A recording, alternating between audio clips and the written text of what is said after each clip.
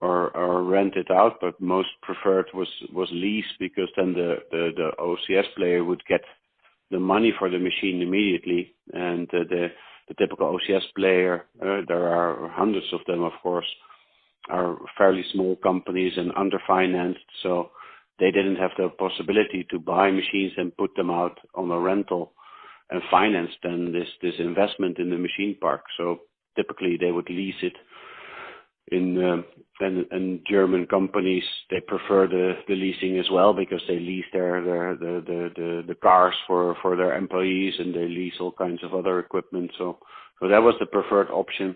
Unlike Switzerland, in Switzerland the customers usually buy the machine and then they own it, and then they can have freedom. But in Holland, you had quite large financially strong companies that would rent out the machines so that they would retain the ownership and make a bit more margin on the machine, because with renting it out, they could make more money on the machine itself.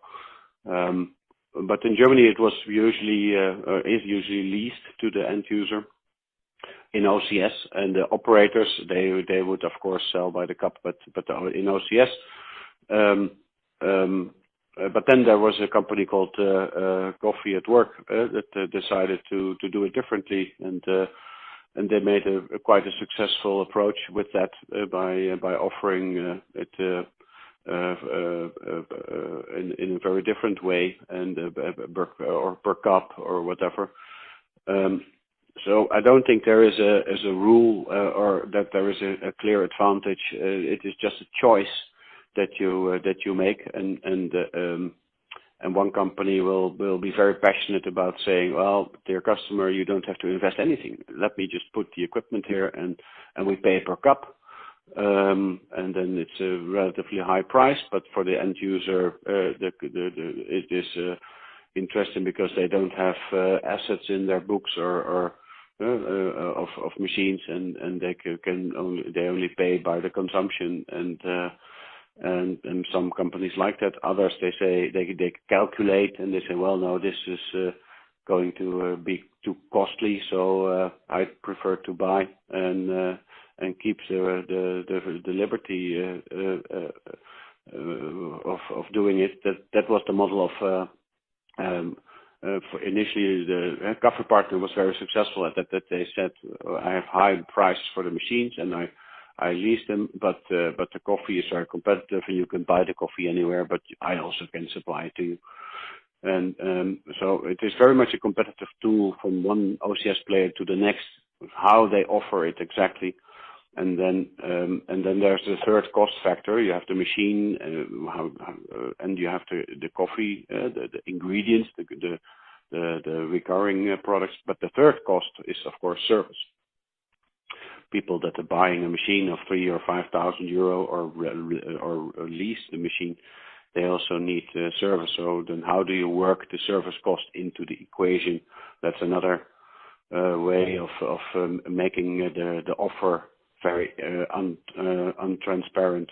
How do you say that it is not very easy to compare? No.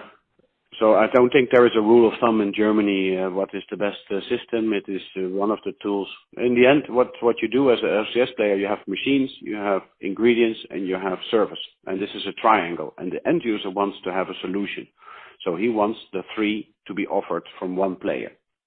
That is why we, as manufacturers of machines, need dealers, because we only do machines. We don't do ingredients and we don't do service. So that's why there is a need for a distribution channel of OCS-type companies that complement the triangle with ingredients and service, and actually then the selling skills to go out and sell the machines on the individual basis. And every company finds its own way of mixing the three in this particular triangle. You can have cheap machines, but then a high cost for your beans. You can have normal machine prices and